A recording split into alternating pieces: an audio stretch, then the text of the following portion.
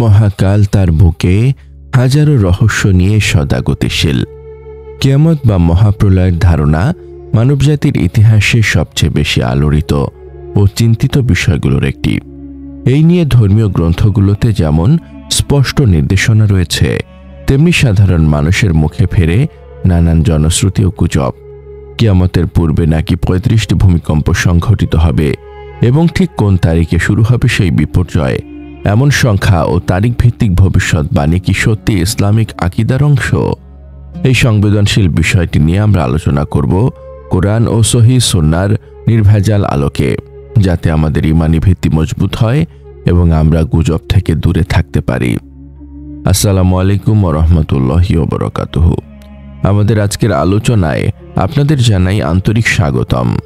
আমাদের এই প্রচেষ্টা আপনাদের মধ্যে সঠিক জ্ঞান ও বিশ্বাস দৃঢ় করার জন্য, যেন আমরা ভিত্তিহীন আলোচনা বা ভীতিকর সংখ্যা তত্ত্বের জালে আবদ্ধ না হই।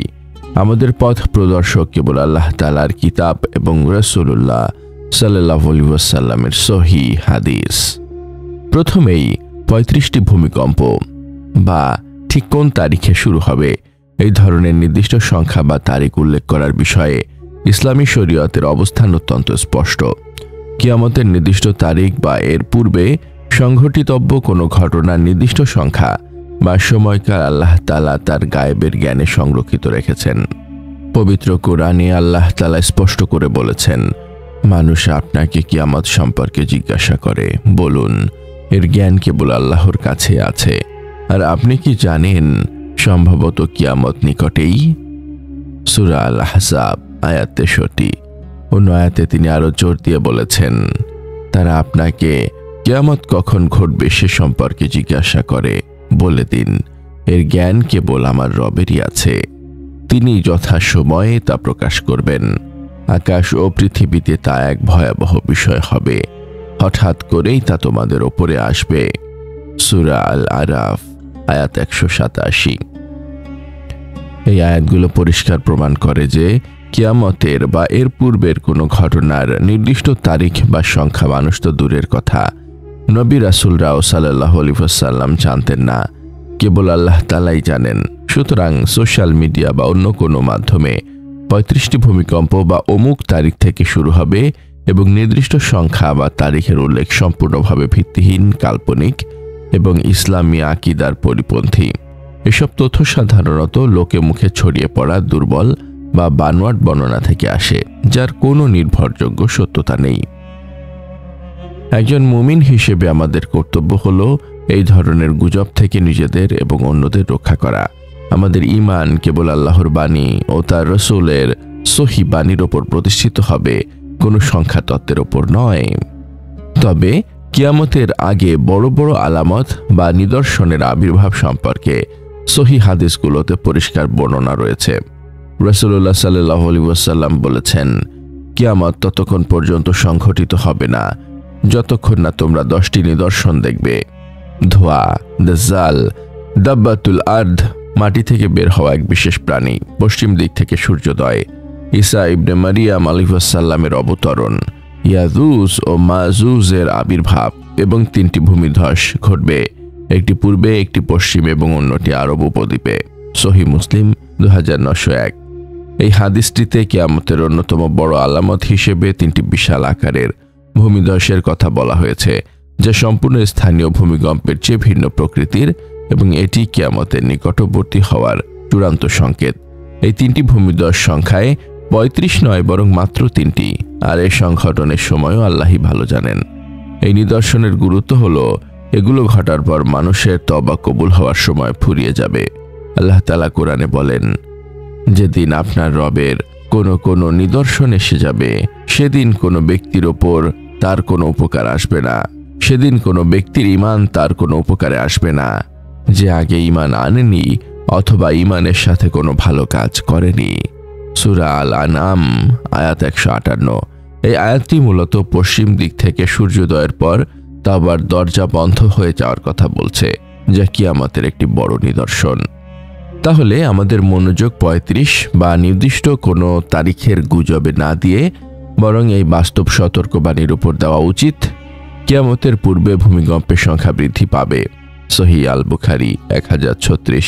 এই বৃদ্ধি কোনো নির্দিষ্ট সংখ্যায় সীমাবদ্ধ নয়, বরং সময়ের সাথে সাথে এর ব্যাপকতা বাড়তে থাকবে। এটি হলো ছোট আমলগুলোর মধ্যে অন্যতম, যা আমাদের জানিয়ে দিচ্ছে যে আমরা সেই শেষ সময়ের দিকে দ্রুত এগিয়ে যাচ্ছি। এই জাগরণের সময় আমাদের করণীয় কি? আমরা কি কেবল বিপর্যয়ের তারিখ নিয়ে দুশ্চিন্তা করব? না, একজন মুমিন কখনোই হতাশা বা গুজবে নিজেদের দুর্বল করে না। রাসূলুল্লাহ সাল্লাল্লাহু আলাইহি ওয়াসাল্লাম আমাদেরকে সর্বদা প্রস্তুত থাকার আহ্বান জানিয়েছেন। যখন এক ব্যক্তি তাকে জিজ্ঞেস করল কিয়ামত কখন হবে, তখন তিনি বললেন, তুমি এর জন্য কি প্রস্তুত করেছ? সহিহ আল বুখারী 3688।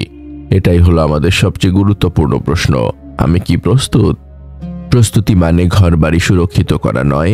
প্রস্তুতি মানে আমাদের ঈমান ও আমলকে মজবুত করা। ভূমিকম্প বা অন্য যে কোনো প্রাকৃতিক দুর্যোগে যারা মৃত্যুবরণ করেন, যদি তারা মুমিন ও ধৈর্যশীল হয়, তবে তারা শাহাদাতের মর্যাদা লাভ করতে পারেন। রাসূলুল্লাহ সাল্লাল্লাহু আলাইহি ওয়াসাল্লাম বলেছেন, ডুবে মরা ব্যক্তি শহীদ, ধ্বংসস্তূপের নিচে পড়ে মরা ব্যক্তি শহীদ। সহিহ আল বুখারী 2828।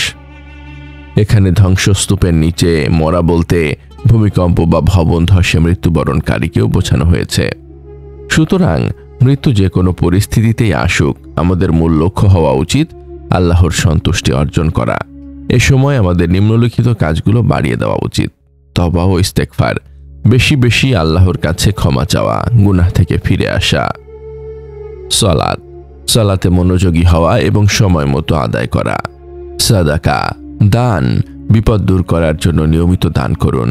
ধৈর্য ও তাওয়াক্কুল, যে কোনো পরিস্থিতিতে আল্লাহর উপর ভরসা রাখা।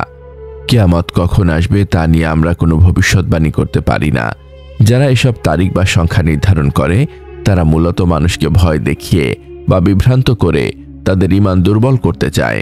এই ধরনের মিথ্যা তথ্য থেকে আপনারা যেন সর্বদা নিরাপদ থাকেন।